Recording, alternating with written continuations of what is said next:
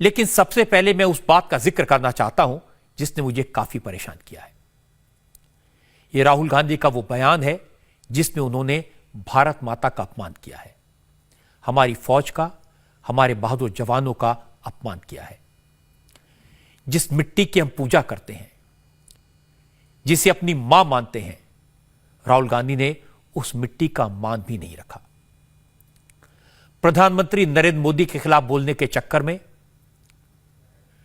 अपने डायलॉग्स पर कांग्रेस के कार्यकर्ताओं से तालियां बटोरने के चक्कर में राहुल गांधी ने कहा कि दुनिया भर में हिंदुस्तान अकेला ऐसा मुल्क है जिसकी जमीन पर कब्जा हुआ है।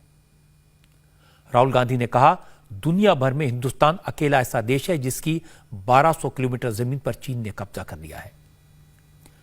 उन्होंने कहा चीन की फौज भारत की सीमा में घुस आई है लेकिन हम कुछ नहीं कर पाए। मैं हैरान हूं, जिस पार्टी ने देश पर 60 साल तक राज किया हो, उसका एक बड़ा नेता इस तरह की बात करे। जिस परिवार की 3-3 पीढ़ियों को इस देश पर शासन करने का मौका मिला हो, उस परिवार का वारिस क्या इस तरह देश का अपमान कर सकता है? राहुल गांधी का बयान सुनकर मुझे आश्चर्य हुआ, दुख भी हुआ। इसीलिए मैंने आज राहुल गांधी का यह बयान आपके साथ शेयर करने का फैसला किया। मैं आपको गारंटी करके बोल रहा हूं, चाइना में इतना दम नहीं था कि वो हमारे देश के अंदर एक कदम डाल दे।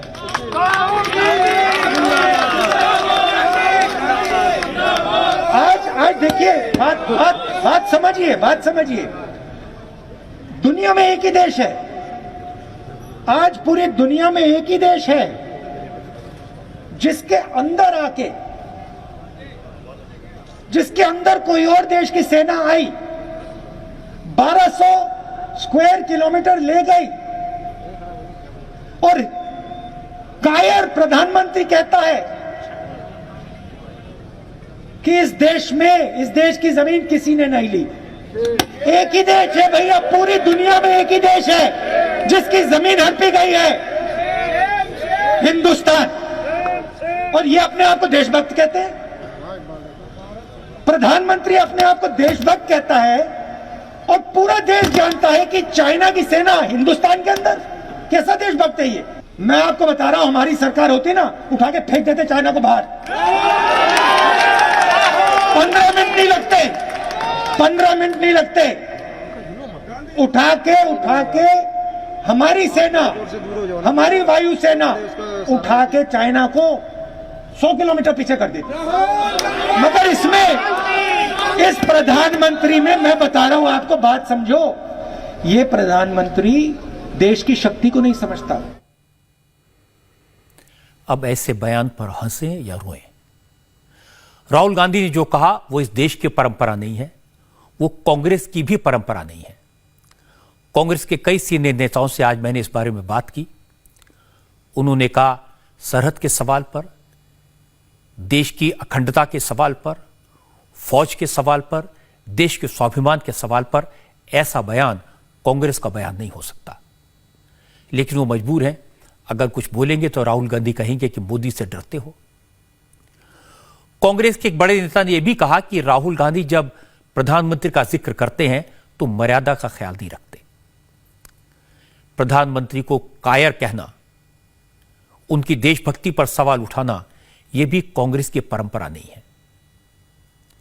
और यह बात सही है कि राहुल गांधी कभी कहते हैं नरेंद्र मोदी कायर हैं, नरेंद्र मोदी डरपोक हैं, मोदी कहता है, मोदी बोलता है, मोदी में हिम्मत नहीं कि आंख में आंख डालकर बात कर सके। लेकिन एक बार नरेंद्र मोदी ने कहा था, मुझे चाहे जितनी गालियां दे लो, मेरा चाहे जितना अपमान करो, लेकिन देश का अपमान मत करो। मैं भी ये कहता हूं कि राहुल गांधी नरेंद्र मोदी की आलोचना करें, यह उनका अधिकार है, सवाल पूछें, उनका हक है। लेकिन देश की एकता और अखंडता पर सवाल उठाना, यह देश का अपमान है, भारत माता का अपमान है। यह वो कैसे कर सकते हैं? हमारे यहां तो कहा गया कि जननी जन्मभूमिश्च स्वर्गादपि गरीयसी। हमारी जो धरती माता है, यह स्वर्ग से भी बड़ी है, महान है। हमारे लिए भारत माता कोई जमीन का टुकड़ा नहीं है, यहां की मिट्टी हमारी मां है। इसका अपमान बर्दाश्त नहीं किया जा सकता। कोई राहुल गांधी से पूछे उन्हें यह ज्ञान कहां से मिला? किसने बताया कि चीन ने हमारी 1200 किलोमीटर जमीन पर कब्जा कर लिया और हमारी फौज देखती रह गई? किसने राहुल गांधी को बताया कि चीन की फौज हमारी सरहद में घुस आई और हमारी फौज ने उसे रोका नहीं? इस सरकार ने नहीं कहा, यह सेना ने नहीं कहा, फिर राहुल गांधी को कहां से पता चला? क्या फिर से रात के अंधेरे में वो चुपचाप चीन के एम्बेसडर से मिलने गए थे? क्या चीन ने उन्हें यह जानकारी दी? राहुल गांधी यह भी बता देते कि उन्हें यह किसने बताया कि चीन ने हमारी जमीन पर कब्जा कर लिया है और हम कुछ नहीं कर पाए? राहुल गांधी को गलवान में हमारे 20 बहादुर जवानों की शहादत को नहीं भूलना चाहिए।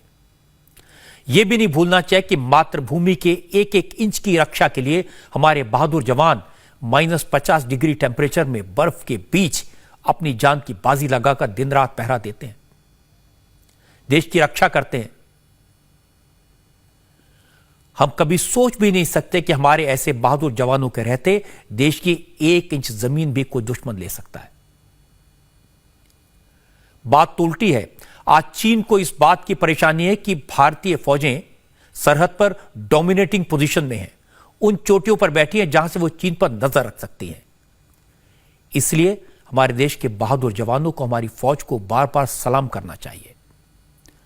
उनकी शक्ति पर, उनकी ताकत पर, उनके बलिदान पर भरोसा रखना चाहिए। देश प्रेम क्या होता है, शहादत क्या होती है, देश के लिए, भारत माता के लिए देश के बच्चे बच्चे के दिल में क्या भावना है, यह जानने के लिए राहुल गांधी को यह वीडियो देखना चाहिए जो मैं आपको दिखाऊंगा। छोटा सा वीडियो है। एक सैनिक का छोटा सा बेटा अपने शहीद पिता को तिरंगे में लिपटे देखकर, उनके शव को देखकर रोता नहीं है। वो पिता की शहादत को सलाम करता है, पिता के पार्थिव शरीर के सामने खड़े होकर भारत माता की जय का नारा लगाता है। की जय, भारत माता की जय, भारत माता की जय, भारत माता की जय,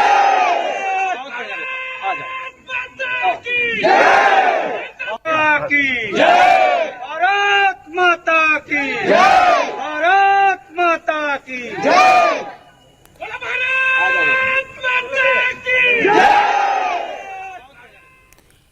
ये रायबरेली की तस्वीर है, सोनिया गांधी की कॉन्स्टिट्यूंसी की तस्वीर है।